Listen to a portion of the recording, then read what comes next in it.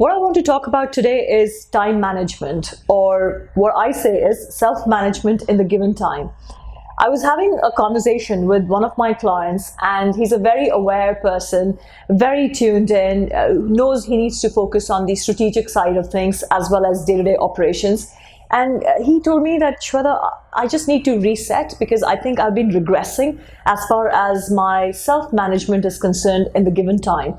And it just feels that I'm busy running around. There's so much going on, the hiring of new people, the growth of the business, and really it's full on because yes, with growth comes many, many complexities.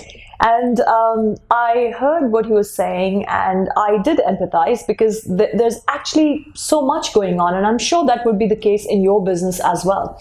But at the end of the day, we cannot let that become an excuse. And we have to be very honest when we take stock of things. So I did ask him, I said, tell me one thing. I remember you actually blocking your diary because we had this discussion earlier, and I know that he had blocked his diary because I always believe in this, that if something is truly important to you, you need to give it a space and some time to live and breathe, which means actually blocking your diary and not just having an intention. So I said, I remember you blocking your diary. So what's with that?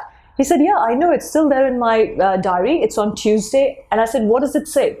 So he said, it says business strategy out of office, because that's the plan. He wants to work on his business strategy, on innovative ideas, the next thing in his business, and that's how he has blocked it. I said, then what's the problem? Why are you not able to do that?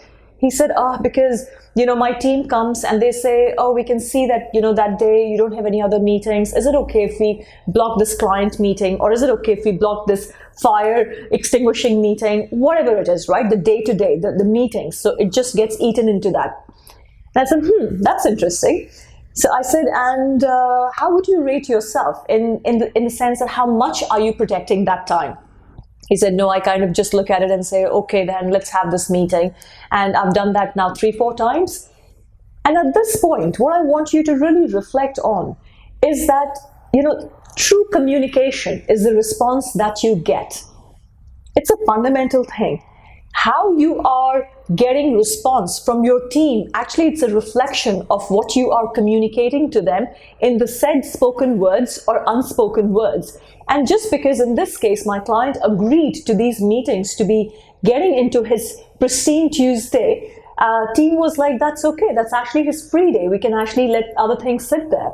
And it's so important that you protect that time, the time which is golden thinking time, reflection time. And as I did say, this client is very aware. He understands the importance of this reflection time. So that was what was bugging him. And we obviously agreed that the beauty of life, the beauty of business is the day you decide to improve on something, you just press the reset button. You become strong about it. You protect that time, which is so fundamental to any business leader. And then you make sure you communicate accordingly to your team and tell them that this is not acceptable. This is my time, this is business thinking time and strategy time. So look, in my true style of being very direct, if you tell yourself or if you tell your team that I'm not getting time and I'm running around and I'm doing so much, seriously, you need to sit down, take a stock of your diary, look at your diary, see what kind of things are sitting there, and ask yourself that am I truly protecting the time which I need to protect, the time where the most valued things get done.